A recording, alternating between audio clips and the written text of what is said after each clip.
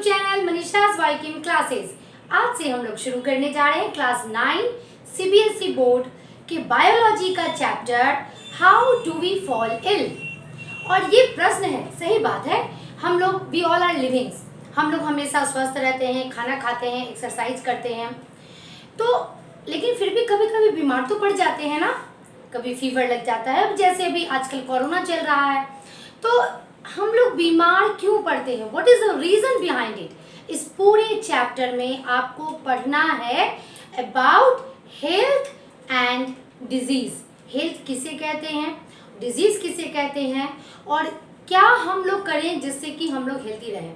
It is very interesting and easy topic. Interesting इसलिए मैंने कहा क्योंकि इससे अपने बारे में जानकारी मिलती है और ये सभी को जानना चाहिए। आप चाहे आगे चलकर कोई भी सब्जेक्ट ले लो, आपको ये चीज़ जानकारी होनी चाहिए कि हमें वो क्या काम करना चाहिए जिससे कि हम लोग हेल्दी रहें, क्योंकि हेल्थ ही हमारे लिए सबसे ज़्यादा ज़रूरी है। आपके पास बहुत सारे पैसे आ जाएं, आप बहुत सारे ऐशो आराम आ जाएं आपके पास, लेकिन यदि आप हेल्दी नहीं होते हो तो आप उन सारी चीज़ों को एंजॉय करोगे क्या? ये आप सोचिए कि क्या आपके पास सब कुछ रहने के बावजूद आप हेल्दी नहीं हो तो क्या आप उन सारे चीज़ों को एंजॉय कर सकते हो? ठीक है, तो इसलिए हमें इसकी जानकारी होनी चाहिए। तो सीबीएसई बोर्ड ने अपने एक चैप्टर में से इंक्लूड किया कि हमें वो क्या काम करना चाहिए जिसकी वजह से हम हेल्दी हो जाए। और डिजीज के बारे में क्यों जानकारी चाहिए, तो डिजीज के बारे में इसलिए जानकारी चाहिए क्योंकि कितना भी कुछ करने के बाद हमें बीमारियां तो हो ही जाती हैं। तो ये बीमारी क्यों होती है, हमें इससे बचने के क्या उपाय हैं, और कुछ डिजीजेस के बारे में आप लोगों को पढ़ना है। तो इंटरेस्टिंग तो इसलिए है क्योंकि ये हमारे लाइफ से रिलेटेड है।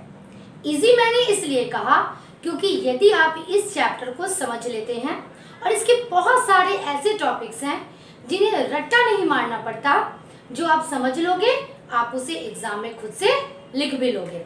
जैसे सेल आपने पढ़ा, टिश्यू आपने पढ़ा, फिलहाल 2020 में डाइवर्सिटी वो हटा दिया गया है, नहीं तो उसमें भी बहुत ज़्यादा याद करना पड़ता है स्टूडेंट्स को। तो इस चैप्टर को समझ लेने के बाद आपको ज़्यादा याद नहीं करना पड़ेगा, आप खुद से भी यदि आपका कॉन्सेप्ट क्लियर हो तो आप उसे एग्जाम में आसानी से लिख सकते हैं। तो इस चैप्टर को आप एक इंटरेस्ट लेकर पढ़िए, एक जीके के फॉर्म में पढ़िए कि आपके जनरल नॉलेज को ये बढ़ाने वाला है। चलिए शुरू करते हैं। How do we fall ill. अब ये सोचिए कि हम लोग बीमार कैसे पड़ते हैं। फिलहाल हेल्थ के बारे में हम लोग बात करते रहते हैं, वी आर हेल्दी, या वो हेल्दी है या नहीं, या हेल्थ के लिए बहुत सारा डेफिनेशंस बनाया गया। मान लिया कि मेरे बॉडी में कोई डिजीज नहीं है, तो मेरे बॉडी में कोई डिजीज नहीं है तो क्या मैं हेल्दी हूँ, ये भी एक क्वेश्चन है और ये मैं क्वेश्चन पूछूंगी आप लोगों से। तो आप इस वीडियो को देखते रहिए और मेरे कमेंट सेक्शन में आप ये लिखिएगा कि क्या यदि किसी इंसान की बॉडी में कोई डिजीज ना हो तो क्या वो हेल्दी हो जाएगा। क्लियर, आप मेरे कमेंट सेक्शन में इस क्वेश्चन का आंसर जरूर लिखिएगा। फिलहाल WHO, जिसे हम लोग कहते हैं वर्ल्ड हेल्थ ऑर्गेनाइजेशन, WHO ये UN की एक संस्था है, वर्ल्ड हेल्थ ऑर्गेनाइजेशन, और यही वो ऑर्गेनाइजेशन है ऑल ओवर द वर्ल्ड में जो हेल्थ से रिलेटेड इश्यूज पे नज़र रखती है। उसके लिए क्या करना चाहिए, क्या नहीं करना चाहिए, उन सब चीज़ों को WHO ही बताता है। तो WHO के अनुसार हेल्थ को डिफाइन किया गया, और वो हेल्थ का डेफिनेशन क्या है। Health is the state of body in which we are physically, mentally and socially well-being. State of complete physical, mental and social well-being, यानी कि हमारे, अब भाई डिजीज कहाँ होता है, हमारी बॉडी में होता है।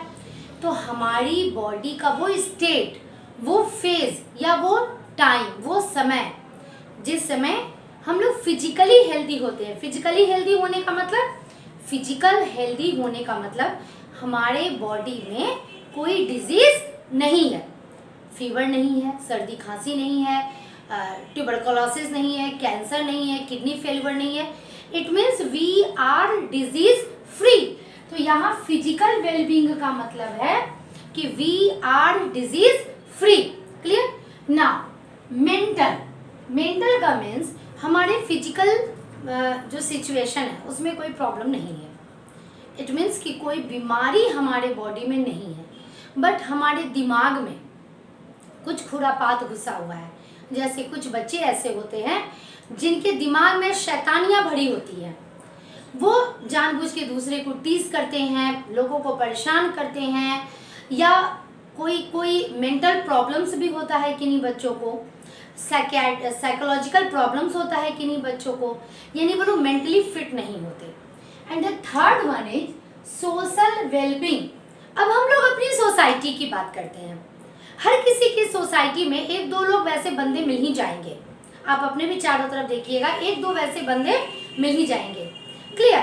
तो वो कैसे बंदे होंगे भाई? वैसे बंदे होंगे जो कि फिजिकली वेलबींग हो, यानी कि उन्हें कोई बीमारी फिजिकली नहीं है। क्लियर?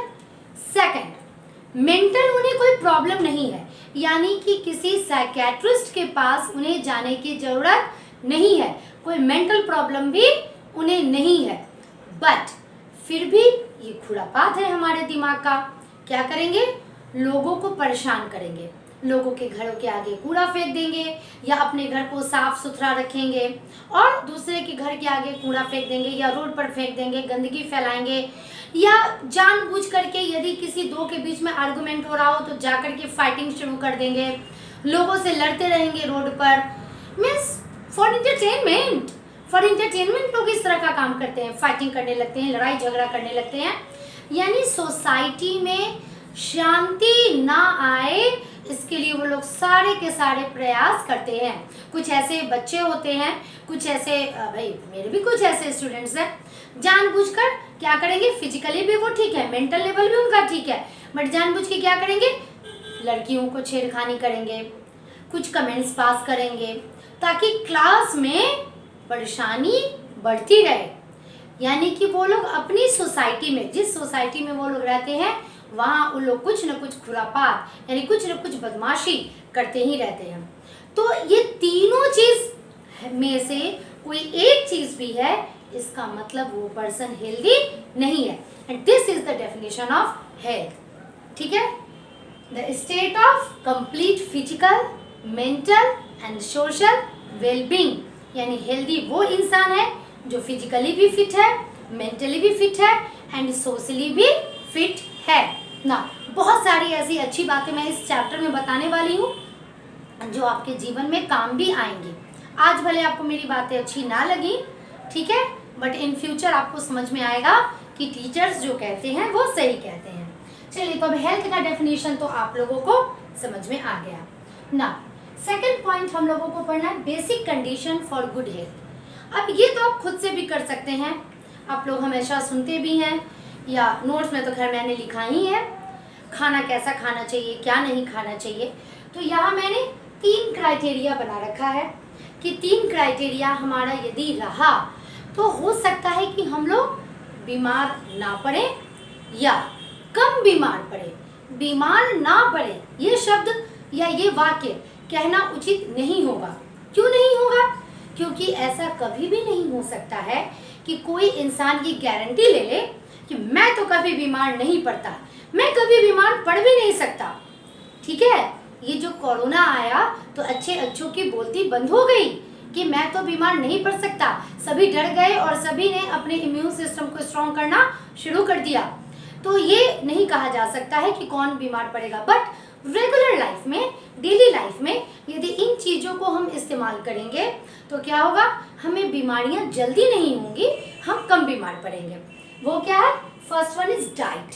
हमें कैसा डाइट खाना चाहिए? डाइट यानी जो खाना हम खाते हैं, क्या बर्गर, पिज्जा, मैगी, चाउमीन खाना चाहिए, या फ्रूट्स एंड वेजिटेबल्स, चावल, दाल, हमारे घर का आइटम खाना चाहिए। क्लियर? आप ये सोचिए। ठीक है, हमें कैसा खाना खाना चाहिए? तो हमें खाना चाहिए बैलेंस्ड डाइट। पहला पॉइंट तो ये है, हमें बैलेंस्ड डाइट खाना चाहिए। Balanced diet means the diet which contain proper amount of nutrients, यानी हमारी बॉडी को जिस न्यूट्रिएंट्स की आवश्यकता जितनी है, जैसे न्यूट्रिएंट्स क्या हो गए, carbohydrate, protein, fat, vitamins, minerals, waters and roughage, water not waters, water and roughage, ये सारे न्यूट्रिएंट्स हैं जो हमारे शरीर की ग्रोथ के लिए ज़रूरी होते हैं। तो हमें ये प्रॉपर अमाउंट में चाहिए। भाई किसी की बॉडी में कार्बोहाइड्रेट ज़्यादा चाहिए, जैसे कोई अगर रिक्शा चलाने वाला है तो उसकी बॉडी में कार्बोहाइड्रेट ज़्यादा जाना चाहिए। कोई बच्चा यदि बैठकर पढ़ाई करता है दिन रात तो उसकी बॉडी में प्रोटीन की मात्रा ज़्यादा होनी चाहिए। कार्बोहाइड्रेट की मात्रा यदि वो बच्चा ज़्यादा लेगा तो क्या होगा, वो फैटी होने लगेगा। तो according to our daily routine हमें न्यूट्रिएंट्स की आवश्यकता अलग अलग होती है। तो हर एक इंसान के लिए जो बैलेंस्ड डाइट चार्ट है वो अलग अलग है। तो बैलेंस्ड डाइट यानी एक ऐसा भोजन, एक ऐसा खाना जिसमें सारे न्यूट्रिएंट्स प्रॉपर मात्रा में मौजूद हों जो भी उस इंसान को चाहिए। तो हमारा डाइट कैसा होना चाहिए, बैलेंस्ड होना चाहिए। साथ में खाना कैसा होना चाहिए, फ्रेश होना चाहिए। बहुत लोगों की आदत होती है ना, दोस्त सब्जी अगर बच गई घर में तो फ्रिज में डाल दिया सब्जी, 1 दिन 2 दिन 3 दिन आराम से खा रहे हैं मजे में, ठीक है, ये गलत आदत है। जहाँ तक संभव हो फ्रेश आइटम आप खाइए, ठीक है। हाँ, अब यदि बच गया तो हम लोग रेफ्रिजरेटर का यूज कर सकते हैं, बट फिर भी रेफ्रिजरेटर में सब्जी रखने के बाद 4 घंटा या 5 घंटा से ज़्यादा खाना नहीं चाहिए, ठीक है। तो हमें फ्रेश आइटम खाना चाहिए, बैलेंस डाइट खाना चाहिए एंड क्लीन फूड आइटम खाना चाहिए। रोड पर जाकर पकौड़ा खा लो जिसपे मक्खियाँ भिनक रही हो, ठीक है, तो कहीं ना कहीं वो हमारे हेल्थ के लिए प्रॉब्लमेटिक हो सकता है, प्रॉब्लम क्रिएट कर सकता है, क्योंकि जो पैथोजेंस हैं, जो माइक्रो ऑर्गेनिजम्स हैं, वो हमारे बॉडी में इंटर आसानी से कर सकते हैं। तो हमें बैलेंस डाइट खाना चाहिए, फ्रेश बना हुआ खाना चाहिए, क्लीन फूड एंड वाटर भी साफ सुथरा पीना चाहिए, गंदा पानी नहीं पीना चाहिए, ठीक है। तो हमारा डाइट ऐसा होना चाहिए। अब हम लोग बात करते हैं कि हमारी हैबिट कैसी होनी चाहिए। ये देखिए, मैं जितना भी चीज़ बता रही हूँ आप उससे खुद से अपना नोट्स तैयार कर सकते हो, आप खुद से उससे पॉइंट्स बना सकते हो, क्लियर। और एक बार दिमाग में आ गया तो आप खुद से, ज़रूरी नहीं है कि जो मैंने नोट्स में लिखा है आप उसी चीज़ को अपने एग्जामिनेशन की कॉपी में लिखिए, आप पॉइंट्स को समझिए और उसके आधार पर, ठीक है, नोट्स तो मैं दे रही हूँ, ठीक है, तो आप लेकिन उसके आधार पर आप अपने पॉइंट्स को एग्जाम में भी बना सकते हैं। हैबिट्स, हमारी हैबिट्स कैसी होनी चाहिए, early to go and early to rise make a person healthy and wise. ये जितने भी प्रोवर्ब्स आप लोगों ने पढ़ रखे हैं पहले से, इंग्लिश में, लिटरेचर में आपने पढ़े हैं, वो ऐसे ही नहीं है, वो सही में वाकई जल्दी सोना चाहिए और जल्दी उठना चाहिए। आप जितनी सुबह उठोगे उतना आप हेल्दी रहोगे। अब 2 बजे रात तक जगा, are we nocturnal animals? Do you know nocturnal and diurnal animals? Nocturnal animals वैसे एनिमल्स जो रात में जगते हैं, तो उनकी बॉडी का जो भी कंडीशंस है वो रात में जगने के लायक ही होता है, बट जो ह्यूमन बींग्स होते हैं वो नॉकटर्नल नहीं होते, वो डायर्नल होते हैं, यानी दिन में जगने वाले होते हैं। अब ज़बरदस्ती हम लोग 2 बजे रात तक जगे और मोबाइल ऑपरेट करते रहे, पबजी एंड क्या COC एंड सो ऑन, बहुत सारे बच्चे ये गेम खेलते हैं। 2 बजे रात तक आप गेम खेलते रहो और सुबह में 12 बजे दिन तक सो के उठो, आपको पता भी नहीं चलेगा। अभी आप यंग हो, अभी तो आप अपने आप को स्ट्रांग फील करोगे ही, लेकिन ग्रेजुअली जब आपकी उम्र ढलेगी, यानी 40 इयर्स के जब आप हो जाओगे, उसके बाद ये बहुत ही गलत इम्पैक्ट आपकी बॉडी पर देने वाला है। आराम से जो हमारा डेली रूटीन है आप उस हिसाब से जल्दी खाना खाइए, रात में जल्दी सोइए, साथ में कुछ एक्सरसाइज कीजिए और रेस्ट भी लीजिए, ठीक है। तो हमें अपनी हैबिट में बैलेंस डाइट, यानी डाइट वाला जो हमारा रूटीन है वो तो शामिल करना ही चाहिए। साथ में क्या करना चाहिए भाई, हमें रेस्ट भी लेना चाहिए। अब 24 घंटा रेस्ट भी नहीं लेना चाहिए, हमें एक्सरसाइज भी करना चाहिए, ठीक है। और हमें उन सारे रूटीन को फॉलो करने चाहिए। डाइट से रिलेटेड रूटीन, सुबह का जो नाश्ता होता है वो हमेशा हेल्दी और भरपेट होना चाहिए। ऐसा नहीं कि एक बटर ब्रेड खाया, क्योंकि रात में जब हम लोग खाना खाते हैं उसके बाद 7 से 8 घंटे तक हमारे बॉडी में कोई भी डाइट नहीं जा रहा होता है। तो सुबह का नाश्ता भरपूर, यानी पेट भर के करना चाहिए।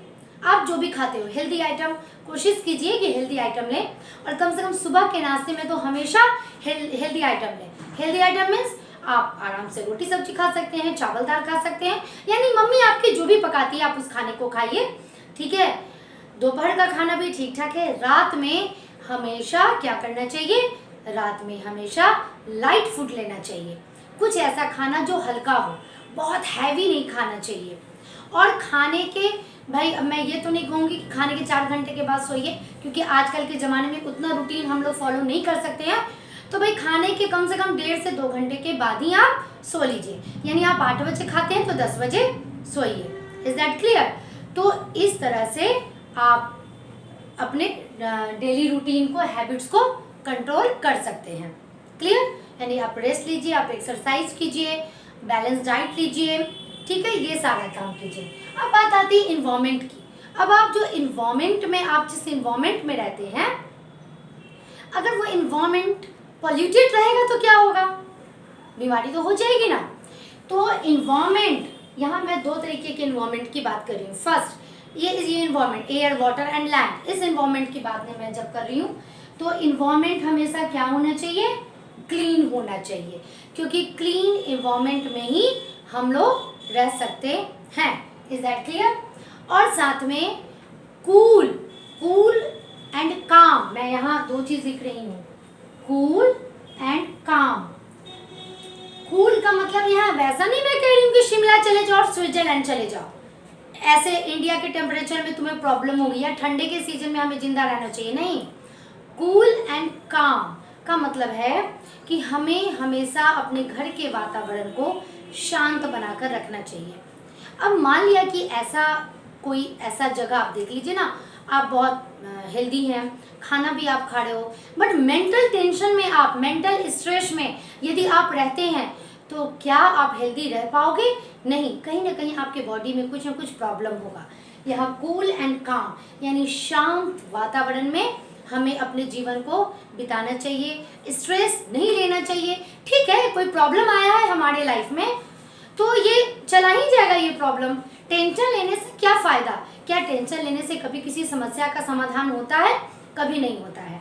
लाइफ में प्रॉब्लम आया है वो खुद ब खुद चला जाएगा, हमें उस प्रॉब्लम से वो शॉर्ट आउट करने के लिए कोशिश करनी चाहिए, ना कि स्ट्रेस लेकर बैठ जाना चाहिए। स्ट्रेस लोगे, समस्या तो जो है वो रहेगी ही, वो अपने समय पर ही जाएगी, बट आप पहले तो उसे हटाने की कोशिश नहीं कर रहे हो। जब कोशिश नहीं कर रहे हो तो समस्या जाएगी नहीं, साथ में और क्या होगा, कहीं ना कहीं आपके बॉडी में वो प्रेशर क्रिएट करेगा, यानी प्रॉब्लम क्रिएट करेगा, और कोई ना कोई बीमारी आपको आसानी से हो जाएगी। तो ये 3 चीज़ पर आपको ध्यान देना चाहिए ना। अब आखिर हेल्थ का क्या इम्पोर्टेंस है? हेल्थ नहीं होगा तो क्या होगा, यानी हम लोग हेल्दी नहीं होंगे तो क्या होगा? अब मैंने ये स्टार्टिंग में भी कहा था, मेक लाइफ जॉयफुल।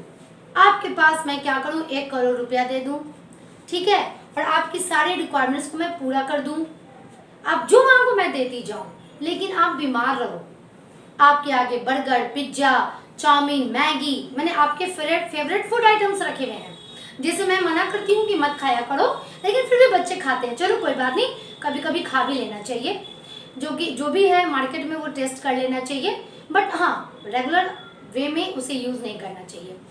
तो मैं आपके सारे फेवरेट आइटम्स को आपके सामने रख दूं, लेकिन आप बीमार हो, आपको फीवर है, आप निमोनिया हो गया है, टाइफाइड हो गया है, कुछ भी इस तरह की बीमारी हो गई है, आपको क्या वो खाने का मन करेगा? नहीं करेगा। यानी कहाँ गया आपके जीवन का वो जॉय? यानी हेल्थ जो है वो हमारे लाइफ को जॉयफुल बनाता है। लाइफ में अगर कोई और प्रॉब्लम आ रहा है लेकिन हम लोग हेल्दी हैं, तब तो हम लोग उस प्रॉब्लम से फाइट करके उससे लड़ सकते हैं और जीत भी हासिल कर सकते हैं। एक मैं लाइन कहना चाहूँगी, एक्चुअली व्हाट्सएप पर मैंने वो लाइन पढ़ा था, मुझे बहुत अच्छा लगा था और मैं सबको ये बात करती हूँ, ठीक है। मान लो तो हार है, ठान लो तो जीत। यानी कि अगर आप मान लोगे कि मैं हार गया तो हार जाओगे। बेटा लाइफ में कोई भी प्रॉब्लम आए आपको हार नहीं माननी है, आपको ये ठान लेना है कि मैं जीत लूँगा, तो आप जीत के दिखा दोगे। ये हमारे विल पावर पर डिपेंड करता है। तो जो हेल्थ है वो लाइफ को जॉयफुल बनाता है। साथ में प्रोग्रेस इट मीन्स कि आप हेल्दी रहोगे तब तो पढ़ाई करोगे, जब आप पढ़ाई करोगे और आपके जैसे बहुत सारे बच्चे पढ़ाई करेंगे तो हमारी सोसाइटी में प्रोग्रेस होगा। जब हर एक सोसाइटी में प्रोग्रेस होने लगेगा तो एक दिन ऐसा आएगा कि जब हमारे कंट्री में प्रोग्रेस होने लगेगा, क्योंकि कंट्री का जो प्रोग्रेस है वो डिपेंड करता है सिटीजन्स पे, यानी कि जो यहाँ के नागरिक हैं उन पर डिपेंड करता है। अगर हम ही लोग पढ़े लिखे ना हो, अगर हम लोग दूसरे को नॉलेज ना दें, ठीक है, तो फिर नॉलेज किसी को नहीं मिलेगा, हम लोग जहाँ थे वहीं रह जाएंगे, डेवलपमेंट नहीं हो पाएगा। तो ultimately health is responsible for, क्योंकि यहाँ हेल्थ में मैं मेंटल हेल्थ की भी बात करती हूँ, सोशल हेल्थ की भी बात करती हूँ, सिर्फ बीमारी फ्री यानी डिजीज फ्री हेल्थ की बात नहीं करती हूँ। तो अगर हम लोग हेल्दी होंगे तो हमारा सोसाइटी हेल्दी होगा, हमारा कंट्री हेल्दी होगा, ऑल ओवर वर्ल्ड जो है वो प्रोग्रेस करेगा, उसमें डेवलपमेंट होगा। तो दीज आर इम्पोर्टेंस। अब एक और टर्म है जो कि हेल्थ से रिलेटेड है, community and personal health. Community यानी जिस सोसाइटी में हम रहते हैं, अगर वहाँ हेल्दी ना हो, वो गंदा रहे, पॉल्यूटेड रहे, लेकिन हम लोग वहाँ पर हेल्दी हैं, ठीक है, हेल्थ हमारे घर में मौजूद है, कितने दिनों तक बच के रहोगे? पॉल्यूशन अगर क्रिएट करोगे तुम इस एनवायरमेंट में, तो इसी एनवायरमेंट में तो तुम रह रहे हो ना। यानी मैं अपने घर की सफाई करूं, मैंने देखा है ऐसा लोगों को करते हुए, अपने घर की सफाई करते हैं और गेट खोला, कूड़ा बाहर। भाई मुझे उससे क्या मतलब, रोड पर से कूड़ा उठाना तो म्युनिसिपैलिटी का काम है। म्युनिसिपैलिटी ने एक जगह बना दिया है कि आप वहाँ कूड़ा डालो, मैं वहाँ नहीं डालूंगा। क्यों? क्योंकि मैं मेंटली सिक हूँ। वैसे लोग जो कि घर को साफ रख के रोड पर सड़कों पे कूड़ा फेंकते हैं, वो लोग मेंटल सिक कहलाते हैं, वो बीमार होते हैं mentally. Community and personal health, आपका पर्सनल हेल्थ तभी अच्छा हो सकता है जब आपकी सोसाइटी हेल्दी हो, यानी सोसाइटी पॉल्यूशन फ्री हो। अब मान लिया कि मेरे घर में किसी को कोरोना नहीं हुआ है और मेरी सोसाइटी में 4 घर में कोरोना फैल गया है, तो क्या आप इसकी गारंटी लोगे कि आपको कोरोना नहीं होगा? क्लियर?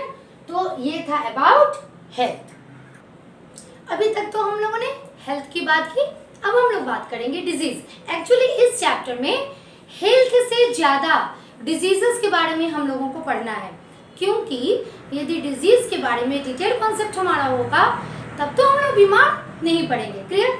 तो हेल्थ के लिए जितनी भी जानकारी थी इस चैप्टर में मैंने आप लोगों को दी। अब हम लोग बात करेंगे डिजीज की। What is disease? Disease it means हमारे बॉडी का वो कंडीशन जिसमें हमारा हेल्थ इम्पेयर्ड होता है, यानी कि जिसमें हमारा जो हेल्थ है उसमें कुछ हानि आती है, उसमें कुछ कमी आती है। क्लियर? तो इसे ही हम लोग डिजीज कहेंगे। हेल्थ इट मीन्स हमेशा याद रखिए एक वैसा कंडीशन जिसमें फिजिकल, मेंटल एंड सोशल, ये तीनों मायने में कोई इंसान फिट हो। तीनों में से कोई भी एक प्रॉब्लम आया इट मीन्स कि उसे कोई ना कोई बीमारी है। क्लियर?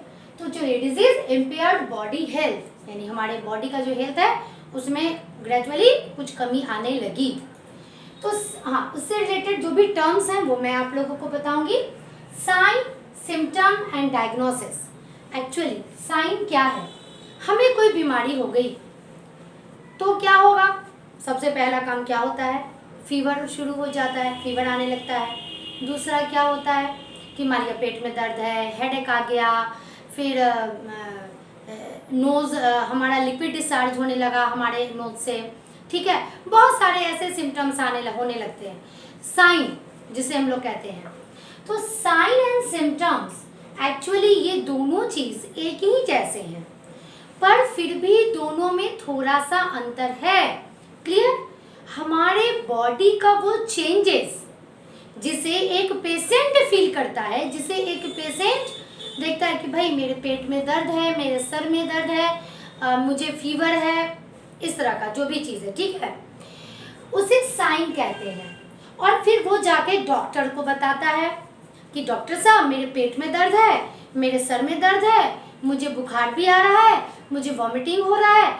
ये सारा साइन होता है जो कि एक पेशेंट ऑब्जर्व करता है अपनी बॉडी में, और वो साइन हम लोग डॉक्टर के यहाँ जाके उन्हें बताते हैं।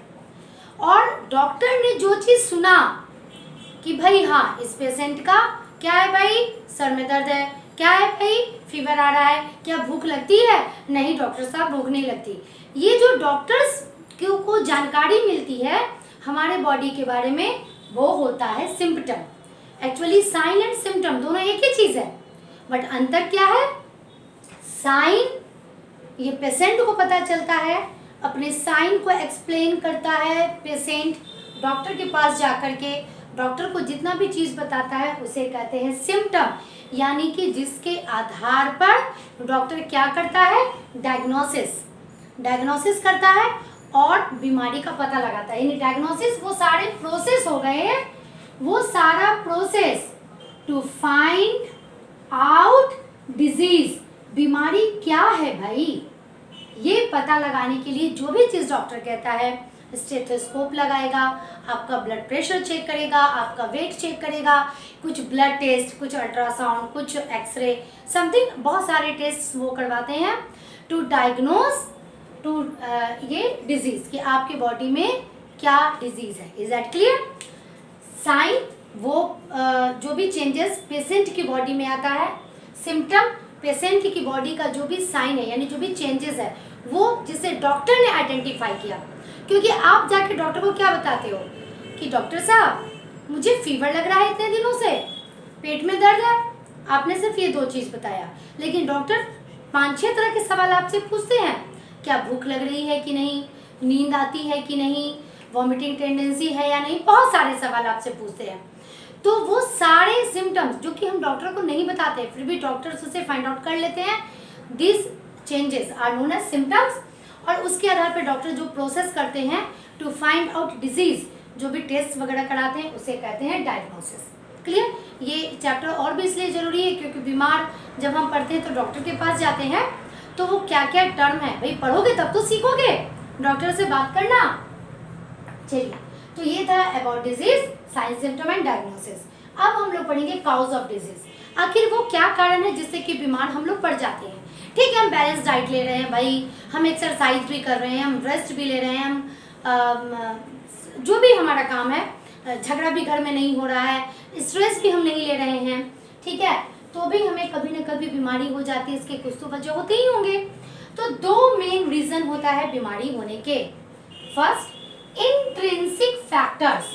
Intrinsic, in it means inside, अंदर का फैक्टर, हमारे बॉडी के अंदर का factor, and extrinsic factors, x it means outside, यानी मेरी बॉडी के बाहर वाला फैक्टर। तो इंट्रिंसिक फैक्टर्स में आ जाता है माल फंक्शनिंग ऑफ बॉडी ऑर्गन्स या बॉडी एंड जेनेटिक डिसऑर्डर्स, यानी मेरे बॉडी में जो भी ऑर्गन है, जैसे किडनी है, मानो किडनी फेल किसी का हो गया, अब रीजन जो भी हो, मेरी बॉडी के अंदर का ही तो किडनी था, वो लंग्स में कोई प्रॉब्लम आ जाना, डाइजेस्टिव सिस्टम का खराब हो जाना, यानी मेरे बॉडी के अंदर का कोई ऑर्गन सिस्टम यदि डिस्टर्ब हो जाता है, उसकी वजह से कोई बीमारी, माल फंक्शनिंग यानी उसका फंक्शन खराब हो जाता है। ठीक है, क्योंकि हमारे बॉडी के अंदर जितने भी ऑर्गन सिस्टम है उनका एक पार्टिकुलर फंक्शन है, उनका एक पार्टिकुलर टाइम है, ठीक है, उनका एक पार्टिकुलर काम करने का तरीका है। यदि वो सारा चीज़ डिस्टर्ब होगा, या तो वो ज़्यादा काम करने लगे या कम काम करने लगे, दोनों केस में प्रॉब्लम आएगा। माल फंक्शनिंग का मतलब यानी कि मान लिया कि जैसे थायराइड ग्लैंड है, इससे थायरोक्सिन नाम का हार्मोन निकलता है, ये मैंने आप लोगों को 8th क्लास में पढ़ाया था। तो अगर थायरोक्सिन हार्मोन ज़्यादा निकलने लगे तो भी प्रॉब्लम, थायरोक्सिन हार्मोन यदि कम निकलने लगे तो भी प्रॉब्लम। Is that clear? तो जहाँ डिस्टर्बेंस आ जाएगा हमारे इंटरनल बॉडी ऑर्गन्स में तो वो बीमारी होने लगेगी। जेनेटिक डिसऑर्डर्स, जीन्स के बारे में तो अब आप लोग अच्छे से समझ चुके हैं, मैं पढ़ा भी चुकी हूँ, ठीक है। तो अगर जेनेटिक डिसऑर्डर, कुछ ऐसी बीमारियां होती हैं जो कि हमारी फैमिली में, ये 10th क्लास में और डिटेल में पढ़ना है हेरिडिटी वाले चैप्टर में, जब आप 10th में जाओगे तो पढ़ोगे ही कि कुछ ऐसा माने मम्मी पापा का जो कैरेक्टर्स है वो हमारे में आता है, हमारे दादा दादी का, नाना नानी का कैरेक्टर्स भी हमारे बॉडी के अंदर आता है। तो कुछ ऐसी बीमारियां हैं जो कि हमारी फैमिली में, यानी फैमिली इट मीन्स हमारे पैटर्नल मीन्स पापा के साइड यानी कि मेरे पापा को हो, दादा दादी को हो, चाचा को हो, नॉट चाची, क्लियर। फूफा को हो, नॉट फूफा जी। एंड आपके उसी तरह से आप और ऊपर ले जाओ, क्लियर, आपके grand father and so on. उसी तरह से आप मम्मी के साइड में देखिए, आपके नाना नानी, आपके मामा मासी को हो, ठीक है, एंड आपके ग्रैंड नाना ग्रैंड नानी को हो, ग्रैंड आप मतलब जितना भी आप ऊपर जा सकते हो। तो इसे कहते हैं हम लोग हेरिडिटी, यानी उन लोगों का जो कैरेक्टर्स है वो हमारे अंदर आता है। तो उन्हीं के कैरेक्टर्स में डिजीजेस भी तो है। तो कुछ ऐसी बीमारियां होती हैं जो कि हमारी फैमिली से मुझे मिलती है, इसमें किसी का कोई दोष नहीं होता है, उसे कहते हैं genetic disorder.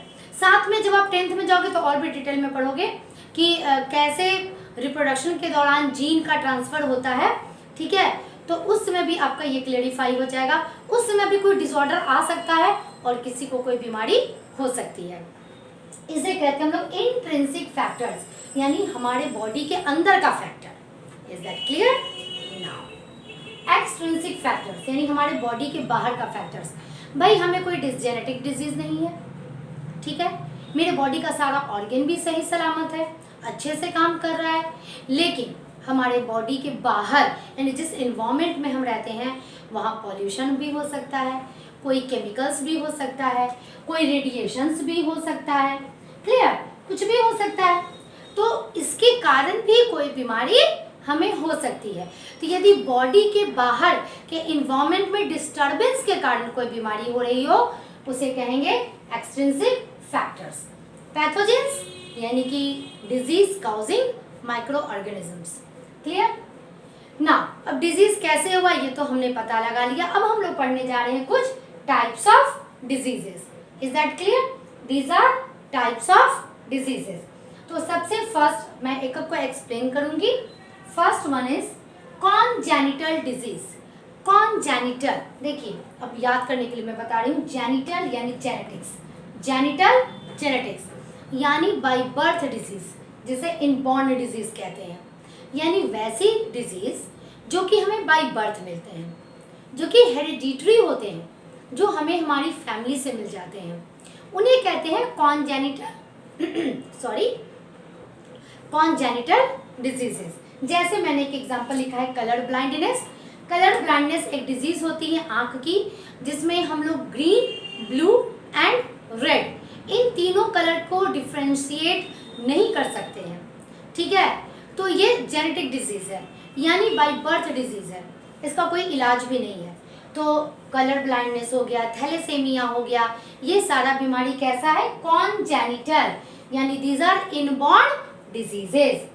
Now second one is acquired disease.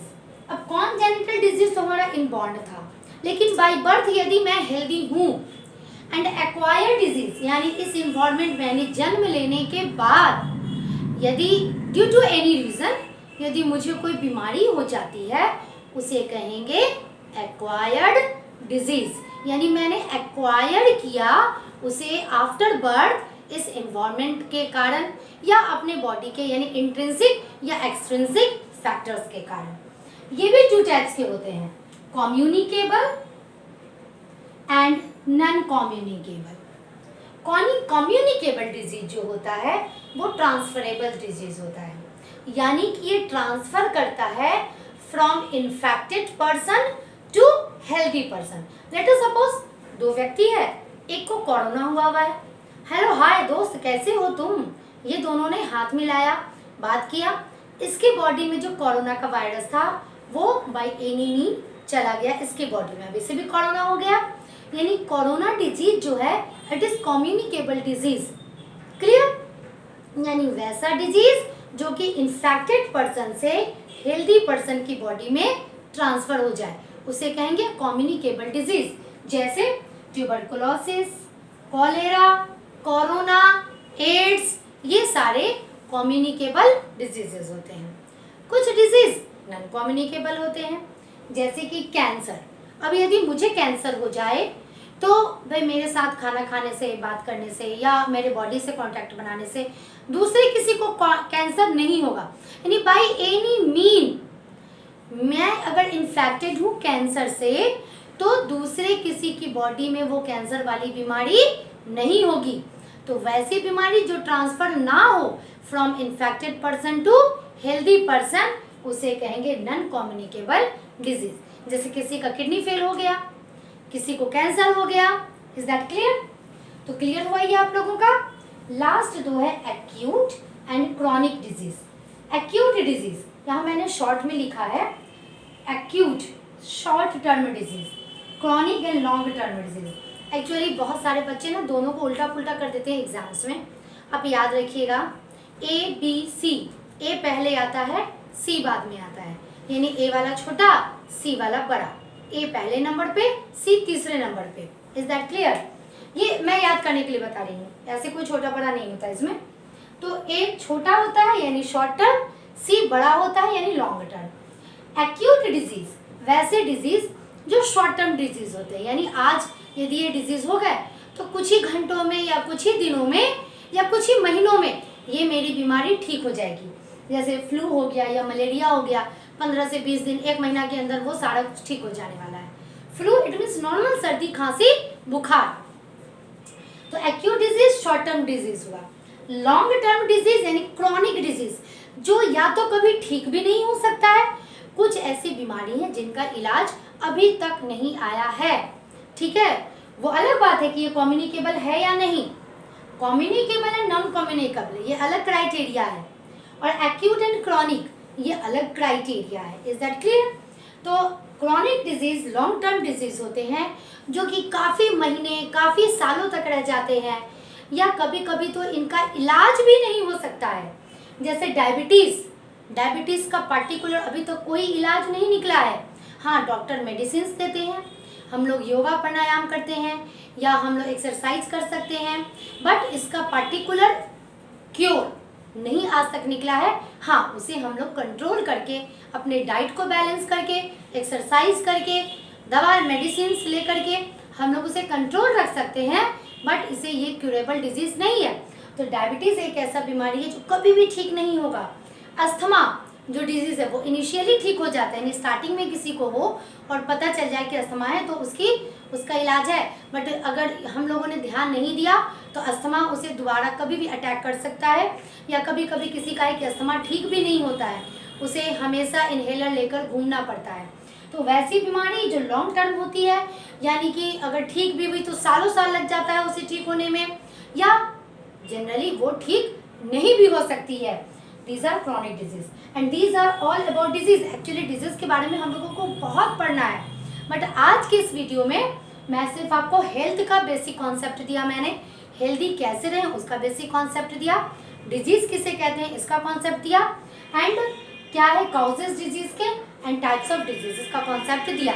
तो आज के इस वीडियो में इतना ही। नेक्स्ट वीडियो में मिलती हूँ इसी चैप्टर के नेक्स्ट टॉपिक के साथ। Till then bye.